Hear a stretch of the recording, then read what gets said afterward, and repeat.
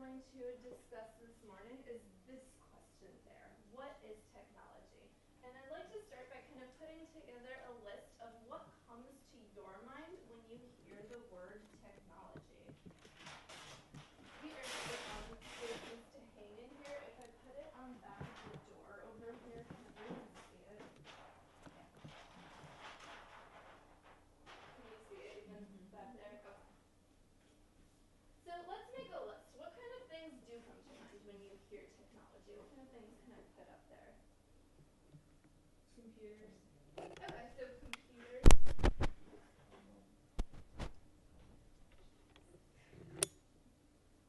Cell phones. Okay, computers, cell phones. Hard drive. Okay, hard drive.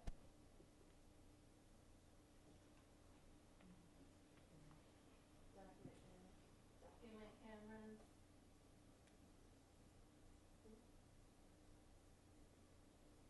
Software. Software. Technology's anything that makes your life easier. So it could be something as simple as a wedge or a simple machine or Okay. any of those things. So I'll put wedge, simple machine. Okay.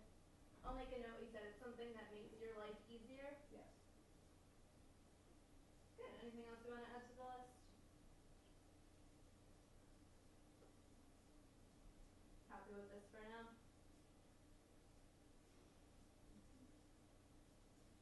Okay, so I'll leave that list up there and we'll come back to it and see if we want to add anything to it, change some of our ideas. What I'm going to do now is I'm going to pass out some examples of technology. So each group is going to get one bag with your mystery technology inside of it, and you'll have about 5 to 10 minutes to kind of analyze that technology, thinking about these questions. So first of all, what is the technology? What is that thing in the bag that you have? What does it do, or what problem does it solve? And then you can also think about how else you could use the technology. Think about the material that it's made of and what other materials it could be made of. Ready for your mystery technology?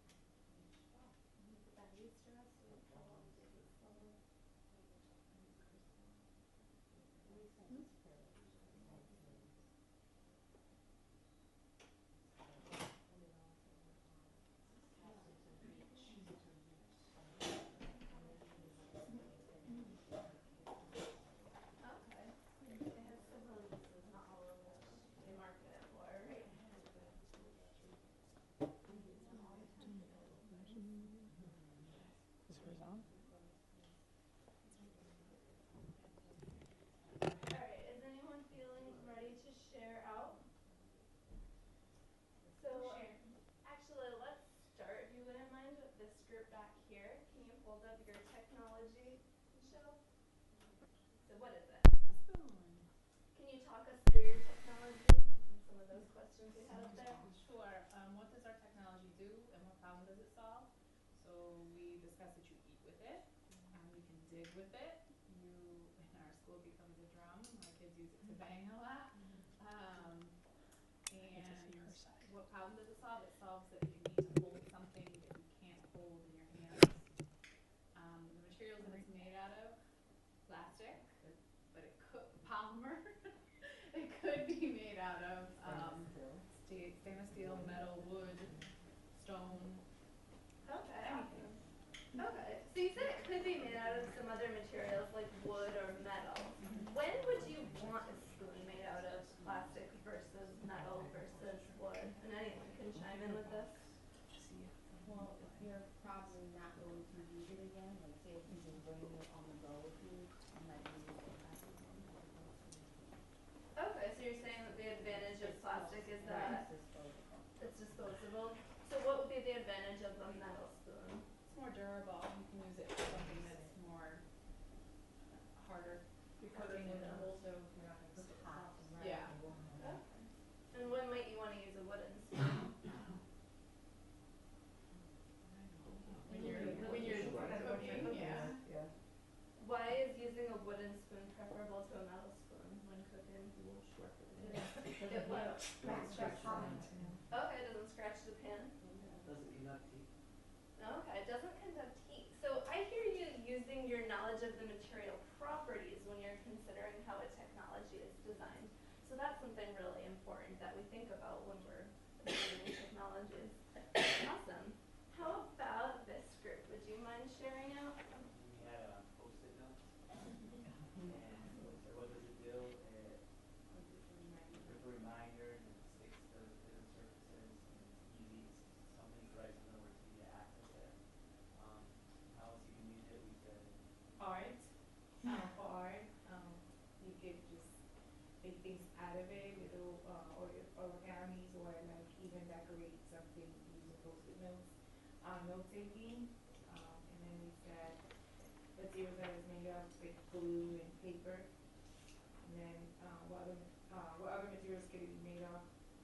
We said paper, we can use papers. Okay.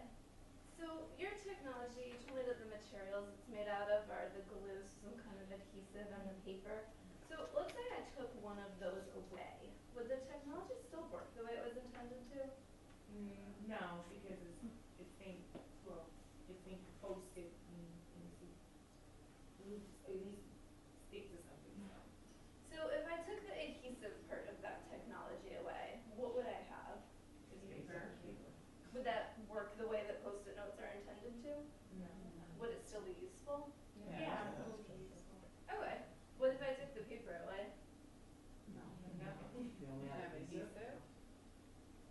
Okay. So this particular technology is made up of more than one part, right? So that's different than the spoon. The spoon was all one material all the way through. So you had an example of an object, something that was the same all the way through. You have an example of a system, something with two or more parts working together.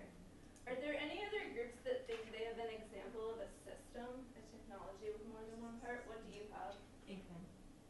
Okay, you have the pen. How's that an example of a system? Without the ink, it will not write. Without the cover, it will not be able to manipulate the ink to write. Okay. And you guys said you have a system as well? Yeah, we have the clip that has like the little handle things and then the little clippy part. Okay, so the parts of your system are the handles and then the part that actually does the clipping? Okay, excellent. Now, you were confused when you first pulled the technology out of the bag, right? Can you share your technology with the rest of us? We ended up getting a piece of paper, the canning procedure for jams, jellies, and preserves. So we were just kind of, thinking more about, there's just different aspects, like that's a procedure, as you were talking about like how farmers could have saved crops and things like that, but we were just even thinking of like the technology that printed that paper. The printer, there's a diagram on it. Okay, so we're seeing a couple of different technologies that work here. How about that technology that was printing it? What problem does that solve? Writing it.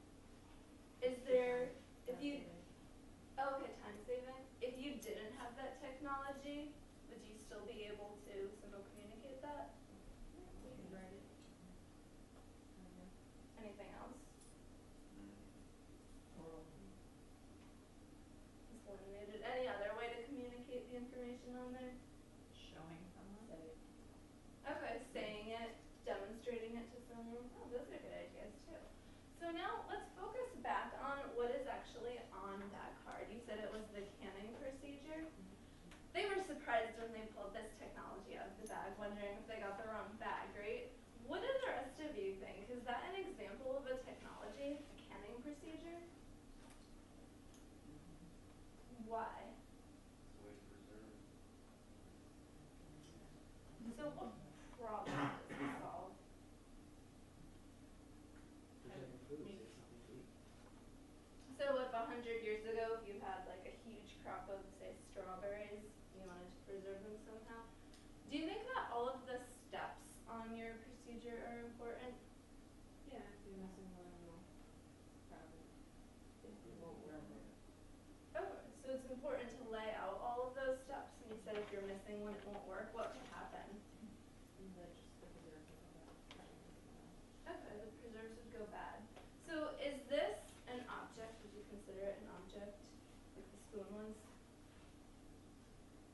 Not so much, cause I've never canned preserves, so like, that spoon would be much more useful to me. Okay, so it's not, it doesn't seem to be an object. Is it a system? Is it more than one part working together, like the post-it notes or like the binder clip? It doesn't seem to fit either of those categories. Can anyone think of a word we could use to describe this? The canning procedure, it's a process. Okay, so it's a process. So can processes be technologies? Can you think of other processes that are technologies?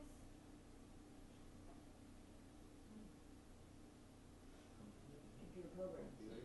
Okay, so a computer program has a list of things that you need to do and you have to follow them in that right order. Anything else? Anything that can be built. Process. Anything you build and put together? Okay, so we've seen a couple different examples of technologies. We had objects, we had some systems, we had some processes. Did any group not get to share who wanted to? I think you're the only one who hasn't shared out. Which do you think you have? Do you have an object, a system, or a process? You have an object. What is your object? It's a straw. What problem does your straw solve? It helps with like, prevent spillage, helps it easier if you drink something. Okay. So now let's revisit that list we made at the beginning. Is there anything you would like to change about your list? Anything you'd like to add to our list?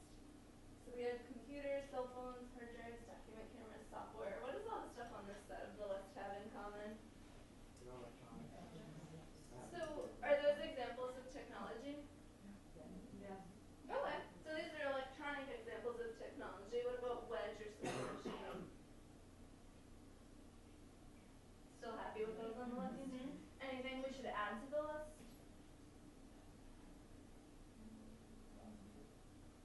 Okay. So a process in general?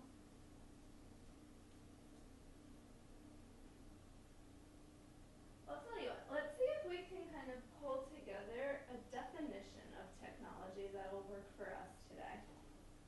So if I wanted to write down our definition of technology, can someone kind of put it in order of all these things that we've thought about so far?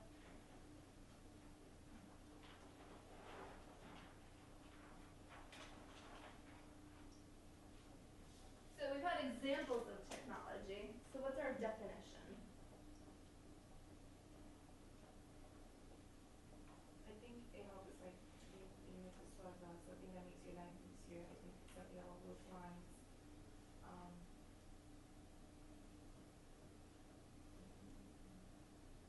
It's a tool, a system, or a process that makes your life easier. Okay. A tool, a system, or a process? Okay. So technology is a tool.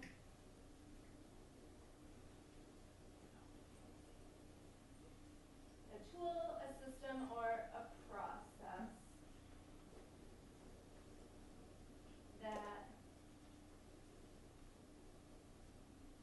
makes your life easier. Anything else we should add?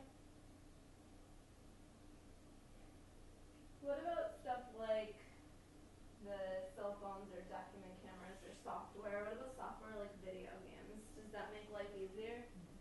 Enjoyable.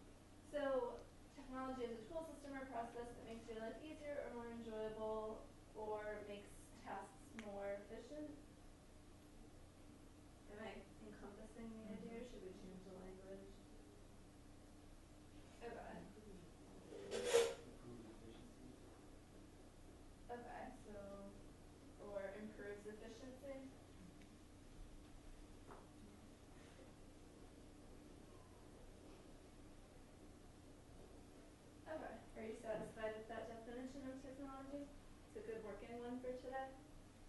Okay. So let's compare that to the definition of technology that Engineering's Elementary uses. They define technology as anything human-made that is used to solve a problem or fulfill a desire. Technology can be an object, a system, or a process. What do you think?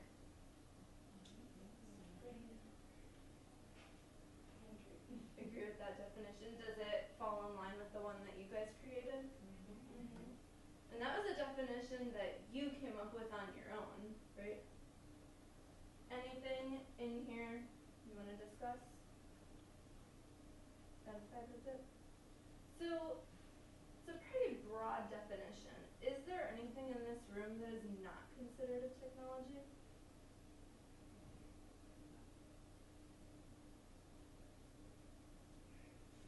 Nothing in this room? Oh, okay. Okay, so the air is not considered a technology, right? It's something natural. You don't think people are necessarily technologies? We need air, so it is solving a But problem. it's not human made. No, we are human made too.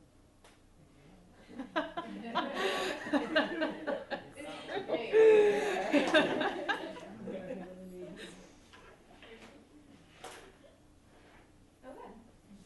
So let's revisit one of our technologies. Let's revisit our friend the plastic spoon. Back there. When you were first telling us about the plastic spoon, you mentioned some other uses for the spoon, right? What were some of those other things that a spoon could be used for? And anyone can jump in here. Leverage. Leverage, like simple machines. The drum Yeah, it can be used for a drum. as a weapon. Could be used as a weapon. We talked about that, we don't wanna say it. Well, Usually our people spoons say as a catapult. weapon, too.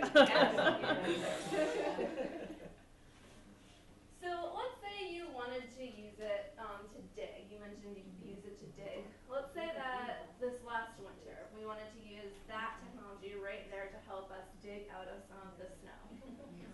If I handed you that technology as it was, and I told you to dig your car out of the blizzard, it would probably take a very long time, right? And we said that technology is supposed to improve efficiency.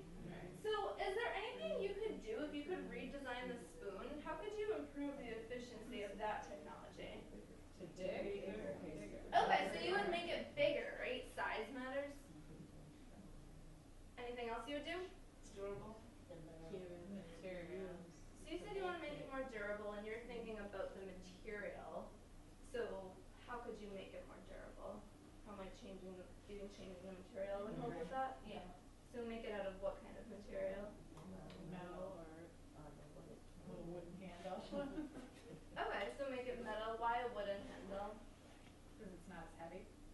Okay, so the weight matters too, right? So I'm hearing that you're using your background scientific knowledge of the different materials and the different properties that they have and your own comfort level to think about redesigning this technology to improve it at a task. So when people do this, when they use their science background, their creativity, their knowledge of human comfort, what kind of people are those who redesign and improve technologies? Engineers. Yeah, that's what engineers do, right? They improve upon the technology. So we're actually next going to do an activity that might help us understand what engineers might do, and I'll hand it back over to Stephanie for this. Just a reminder of your design challenge. You are working as chemical engineers, and in lesson 2 we figured out what kind of things chemical engineers might do. We're going to improve an existing Play-Doh process so that we can produce some high-quality Play-Doh. So in lesson 4, the guiding question is this. So how can we use our knowledge of the properties of Play-Doh materials and use the engineering design process to improve that existing Play-Doh process? So in lesson 3, you embellished your knowledge of the properties of Play-Doh materials, investigated it more then. So now we're going to put that knowledge to use. So I put out some red trays for each group, and on that red tray, the first thing on top is the engineering design packet that we're going to use. and on the very top of it, it goes through that engineering design process. So which steps of it were we doing in lesson 3?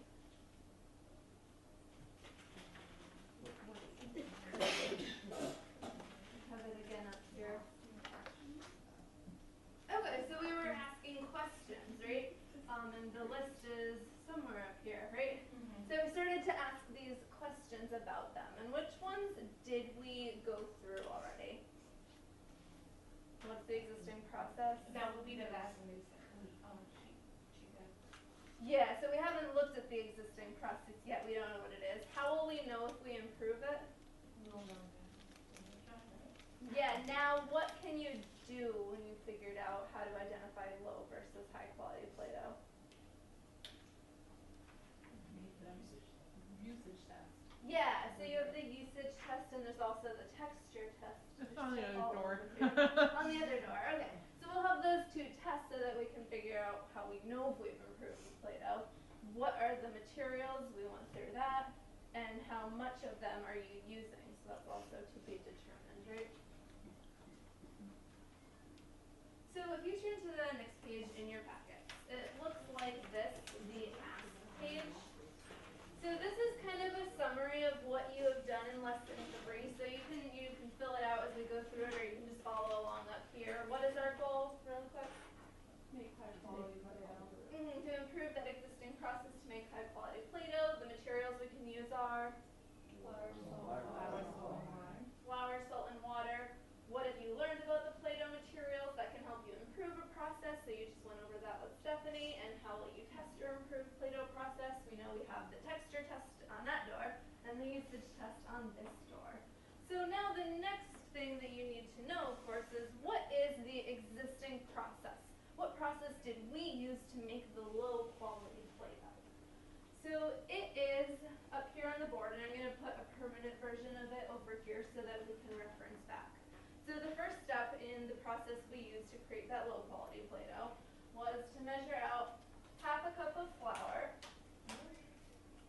and then add the flour to the bowl, measure out 1/4 cup of water, add the water to the bowl, use a spoon to mix the flour and the water for 1 minute, measure 1/4 cup of salt and add the salt to the bowl, use a spoon to mix the salt with the flour water mixture for 1 minute, take everything out of the bowl and use your hands to knead for 1 minute, which I'm sure is bringing excitement to everyone's heart. So this is the process we use to create the low quality Play-Doh. Is there anything we could change about this process if we want to improve it? Okay, we could change the quantities of the materials used, right? Anything else?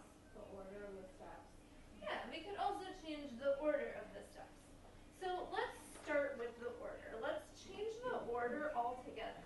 Thinking back on what you learned about how the materials interact when you mixed them separately in lesson 3, how might we change this order? Add the salt and water. You want to mix. Salt and flour. So when you And did, the water. so you're saying salt and flour first and then water. So how will that help the end Play-Doh? I was thinking the one guy was more flexible to play. Maybe change a little bit the ingredients, or the because I was the more I can't think of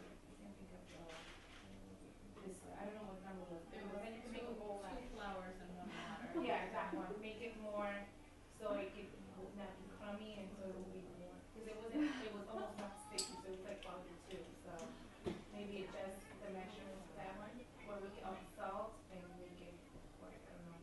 Okay. It doesn't make sense what I'm saying.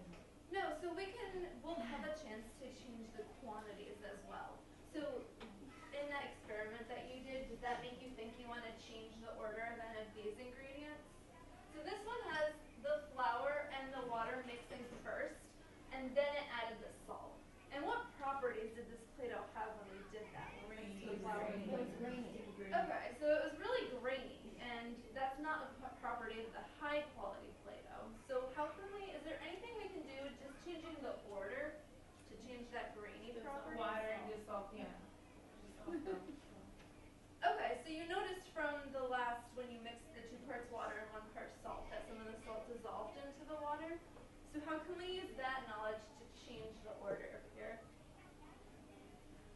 I put the water in the bowl first, and while I'm mixing, add the salt to dissolve that. If you put all the salt in at once, you're gonna have a lot more residue of salt grain in it. When you start mixing it and gradually pour it in, your salt will dissolve better. Okay, so No, well, the with grain these has green. with these steps, the steps that I have here, how can I change the order? So you want to add the salt sooner in the game? Right, and then the flour will just give it the Okay, so you want to, texture. you said have the water in the bowl first? Yeah. And then add the salt?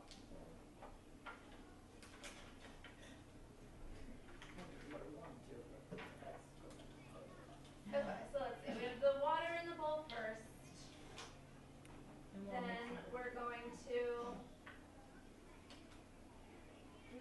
measure the salt, and then add the salt, and you said mix Mix well. the water and the salt.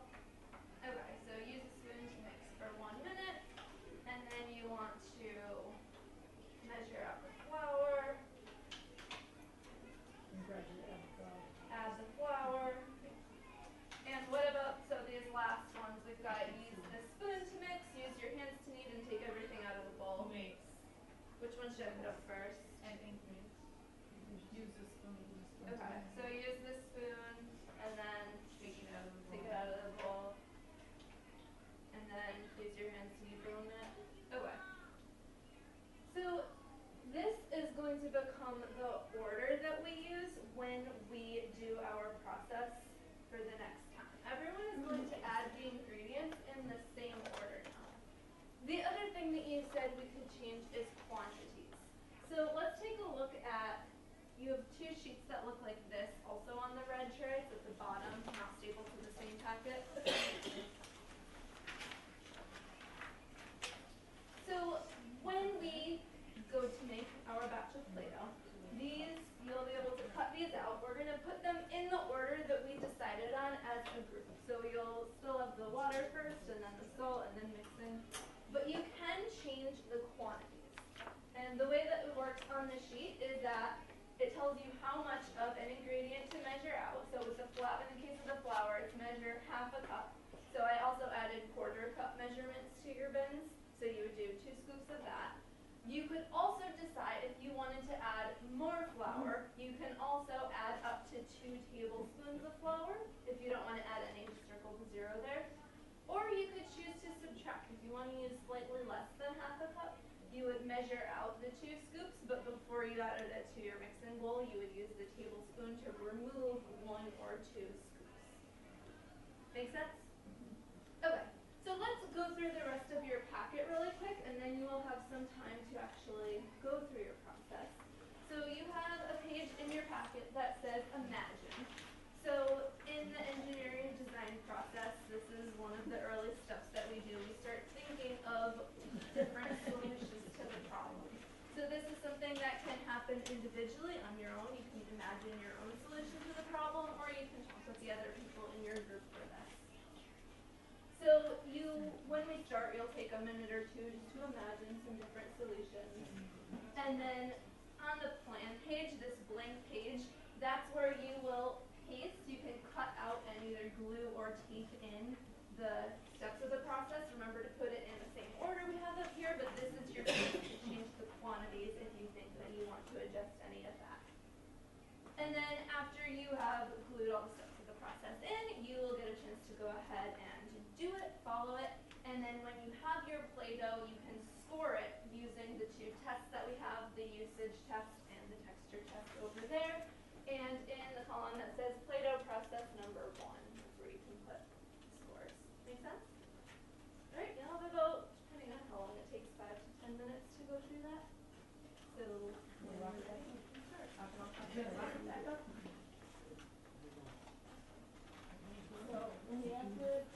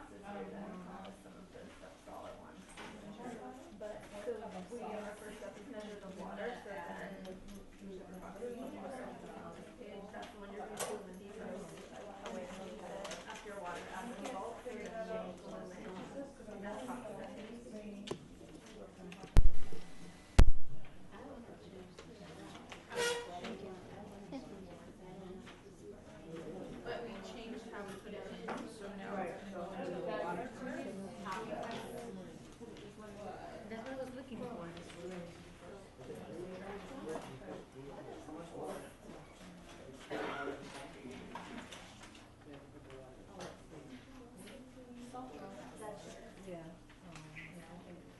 I don't remember before. I already done my class. So what solutions did you imagine?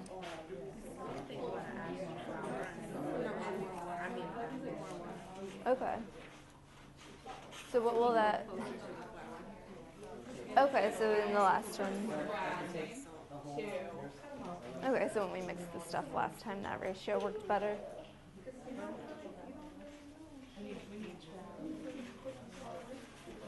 It's maybe easier.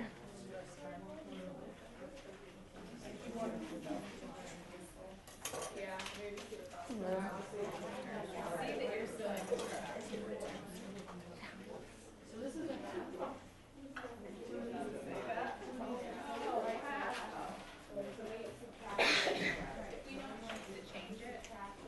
Then yeah, then just circle the 0.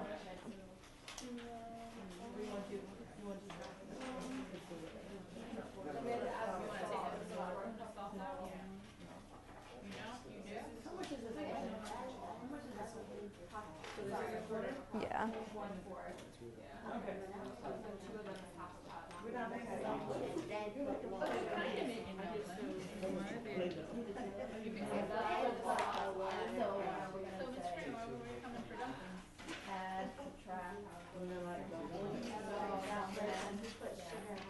So once you've cut all those out, it can say.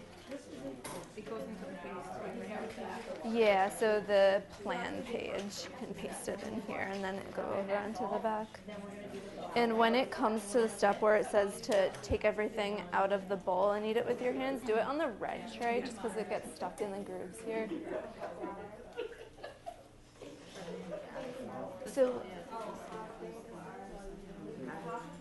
yeah, let me. Yeah, you want to grab the badge? No, that's it. Can you spin the thing so more comes up? Oh, more glue sticks if you need. They're not even that old. I know, they're not even that old. Yeah, it's pretty dry. Well. So when you come to the step that says to turn everything out, do it on the red tray. If we do it in here, it gets stuck in the grooves. I've spent so many hours washing these. So when you get to the step where it says to turn everything out and knead with your hands, do it on the red tray. It's easier. And then when you get to the step that says to turn everything out, do it on the red tray.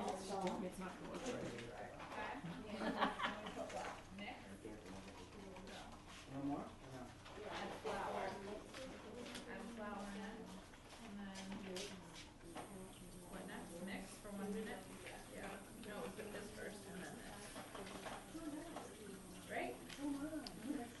Well, up there we have mix the flour and water. So mix the flour and water for a minute, and then add the the flour and the Salt. water and the salt. Yeah. So you have the water and the salt, and then you need the mix step in there, and then the flour, and then mix and turn out and knead. This one? Like that? And then when you turn it all out, turn it out onto the red tray to knead it. This is 4? That's 1/4 scoop. Yeah. So that's what we're doing. Thank you, Yep. because I don't know. Yeah. I have the measurements for properly. I don't know what Yeah, I need. they are on there. Oh, wait. It's probably my fault because I said the wrong thing 3 times. Fourth cup of water. You can pour the water into it, yeah. And this is just like in the storybook. Jason couldn't read the directions, so we had to look at the pictures. My non-English speaker.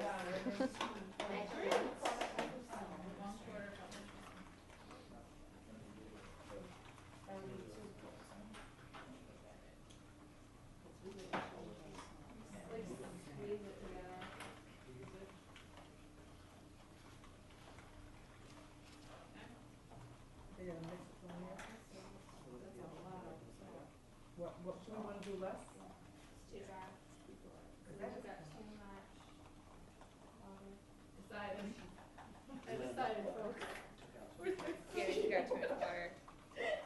much water did you end up taking out? 1 tablespoon. You think you still needed more? Did you end up adding any flour? No, I didn't put the flour. No, we kept the flour the same. Flour's the same. Yeah. Okay. We were gonna add one, but then as we were doing, we were like, oh, this is gonna be too Maybe too dry. dry, so we decided not to. Not too bad. Yeah. The more you need it, the more. A little bit more water, maybe. Yeah. Well, so after you're done kneading it for the minute, then you can go into the different tests. For sure, and maybe like but we could probably make a sticker out of this, but probably not a We'll snake. see. We shall see. How's it looking? Just making that up. I mean, it makes it look great. How much? So you ended up adding 2 tablespoons of water. So how do you think that changed the property of the Play-Doh? Should we add more water? Is that half a cup of flour? But we added that water. But look at how much water we have for that much flour. Okay, well, we can erase that. I don't know that much flour because we didn't increase the water a little bit. Okay, let's not increase. So what do we need next? Half a cup of flour. So if you want to put a cup of water, and And then we're gonna, he said we're gonna add even more. I'm not, this is not gonna get it. Okay, well, let's just do half. How's your Play-Doh? I think it's coming along. Let's see. I'm gonna go in. What things did you change? We added salt, and instead of doing the flour and the water at first, we did the water and the salt to the salt, Mm-hmm. and then Did you change the quantities at all, or you went with the same quantities? we added. Yeah, we stay the same with the flour and the water. We just added I don't think, hold on. Okay. You added more salt? yeah, we Okay. added salt. We didn't do one. Let's try it. Because we said two. So after you've kneaded it for a minute, you can go into the texture and the usage scoring. Yeah, let's try one. Oh no. So that's what you would improve on the recipe if you had a chance to. The water in the sink. It's not bad. It feels like the texture test it does pretty well. So what score did you end up giving it for the texture test? 4. Awesome. 4. I think it's a 2 for Yeah, texture. probably a 2. It's not terrible, but But that's probably from what I heard. Smooth. Like this is smooth. It doesn't list it too skin tone. What qualities from one does it have? it's a little lumpy. I don't know if you'd call this lumpy or like crumbly. Yeah. Everything out of the bowl. But I think that's from the other one. You want to take everything out of the bowl. Doesn't bounce. Can't mold it all. It's still good too for the user's chest because you can mold it somewhat, Mm-hmm. but It'd still be a 2 and a 2. yeah, it's Okay. not terrible. I'd So, rather have it too dry than too soggy personally. It's like a personal preference. especially for reasons of cleanliness. Yes. Okay.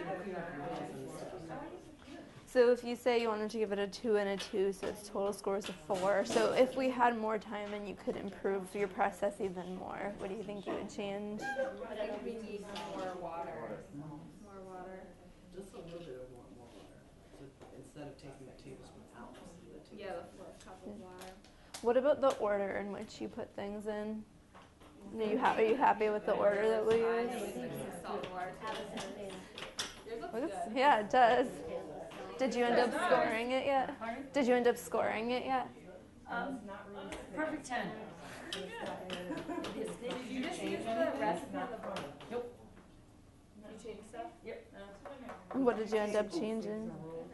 I mixed the water in, I kept stirring the water while I added Oh, okay. and then I added 1 tablespoon of Okay. So a little bit more water. So when you give it the texture test, what score does it get?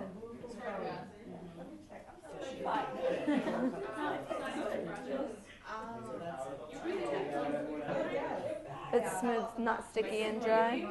So we'll give it a 3 for that. And then the usage test, can you mold it into a ball and can you roll it into a snake? Ball and snake, awesome. So, Well, you got competition. so if you wanted, or if you could do this again, is there anything you would change and improve, or are you happy with the process? I also sprinkle flour on my hands Okay. and on the table. Okay, so you would just add more options than are up there. I also dunk my hands in it so it's not Yeah. Okay. Awesome. What scores does it get on our test?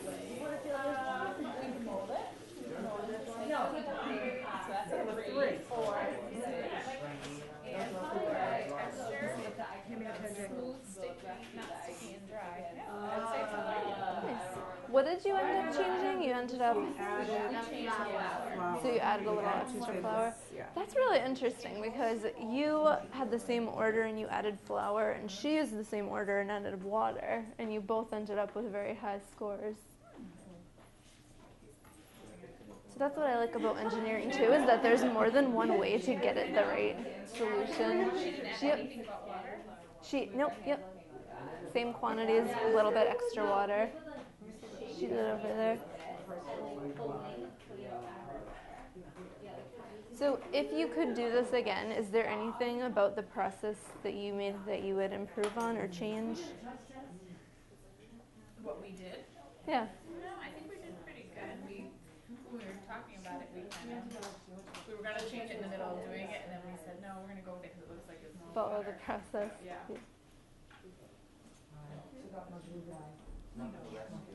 This stuff is much nicer to touch than the last, right?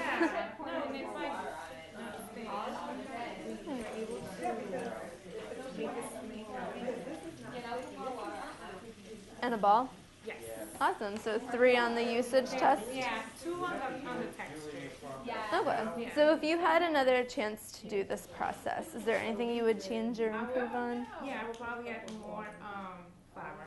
Okay, so you think a little bit more flour would help. What had you changed? Did you change the quantities at all? No. Okay. We kept the water and the... Wait. I'm sure I have more.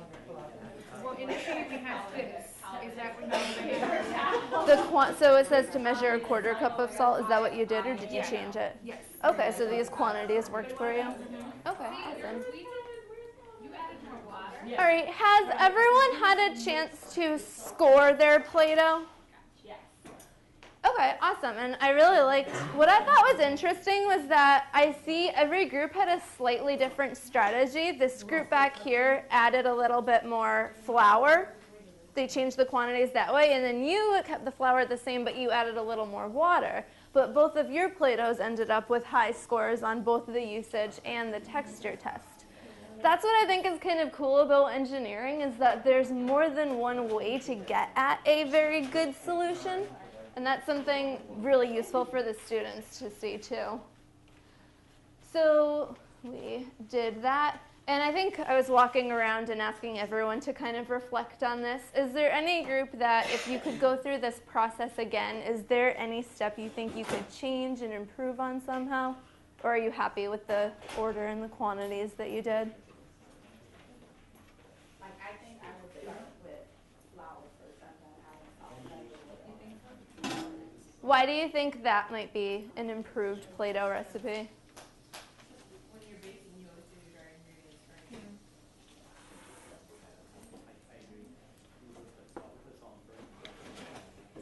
Okay, so that was how we actually ended up changing it from going in last. What properties did the Play-Doh have when we added it last? Okay, so it ended up being grainy, but you think maybe if you mixed the flour and the salt together before you added the water, you think that could still result in a non-grainy Play-Doh? It would be something worth testing, right?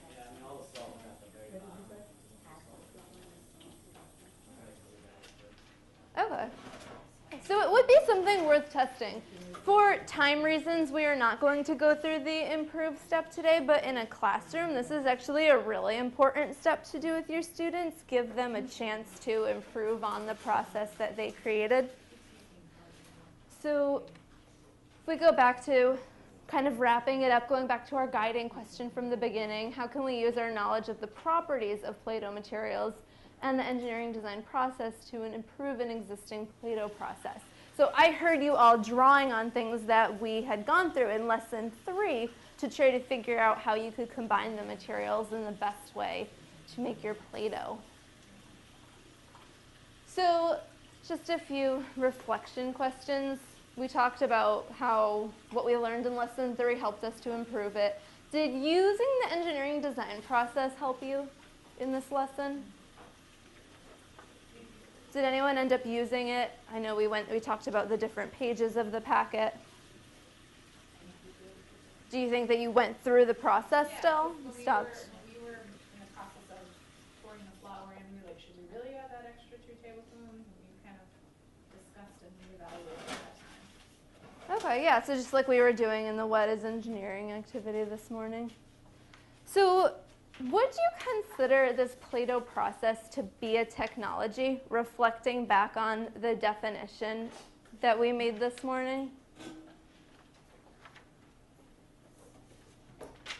Sorry, I know you can't see it back there. It says technology is a tool, system, or process that makes your life easier or more enjoyable or improves efficiency.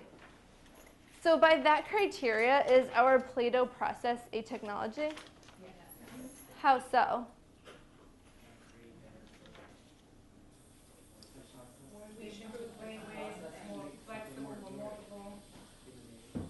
Okay, so you're making a human-made, you're following a process. It's making our life more enjoyable, maybe, and we are becoming more efficient at making the Play-Doh. Excellent. So this is an interesting one in that this Play-Doh challenge begins with the call for you to improve an existing process. Is that kind of a surprise to you that we talked earlier about how the engineering design process doesn't have to be a linear thing. We go back and forth with it. So this one actually kind of starts at that improve step. Okay, so we can take a minute to put on our teacher hats. There are some things about this that definitely would look different in the classroom, so we can talk about that all together as a whole, and you can also take a minute to talk with other people from your school about how you might implement this with your students. And while you're doing that, I can come around and start grabbing all the extra stuff. Yeah, thank you. Oh, thanks.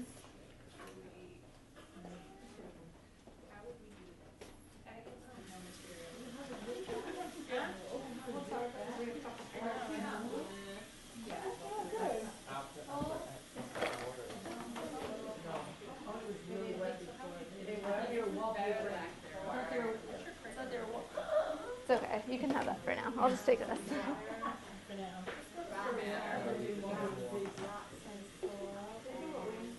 Oh my god.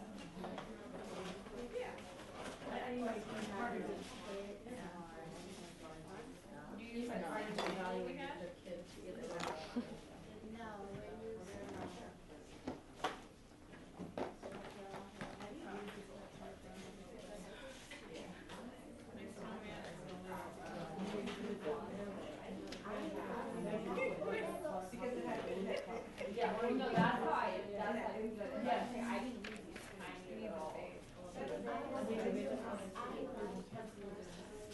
Okay, is there anything teacher lesson 4 related that we'd like to talk about as a group?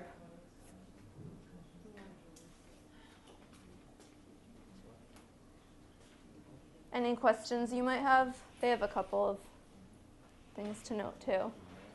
So I'll go through EiE's points. Students often struggle with the imagining and planning steps of the engineering design process, especially that imagine step.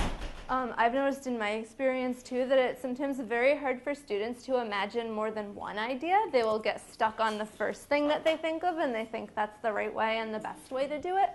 So when you do this with students, the engineering is elementary packets actually have more than one imagine sheet. So you would encourage them to imagine more than one design. And students would also do that imagine part separately, so they would all have their own ideas that they're imagining. But when they move on to the plan portion, they need to figure out how to bring elements from their several different imaginings all together into one concrete plan. Lesson 4 here looks a bit different than lesson 4 does in the classroom. For one, after you redesigned the order, you would do this with the students. They suggest doing it as a demonstration. When I've done it, I happened to have a lot of materials and the luxury to be able to do it. So I had all of the students do it separately. And that's actually pretty important because I think earlier we were talking about controlling variables and you would only want to test one change at a time. So in the classroom it might be really beneficial to, once you've reordered it, then go through that. Oh, and they would also suggest that we just showed you the low quality Play-Doh again, but it's something that you could do in front of your students. But as Stephanie mentioned earlier, since it's very dependent on humidity levels in the classroom, I would test it before you do it as a demonstration, because when I was facilitating this, we did it as a demonstration. We did the low quality Play-Doh process, and it turned out great. So then all the students were like, well, that's what I'm gonna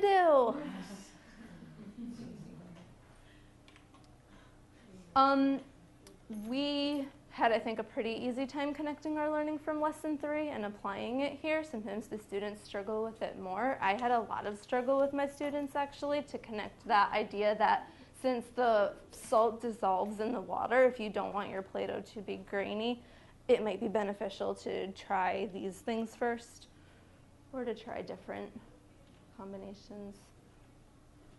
And then, anything else about lesson 4?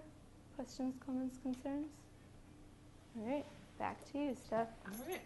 Camera off, mic off.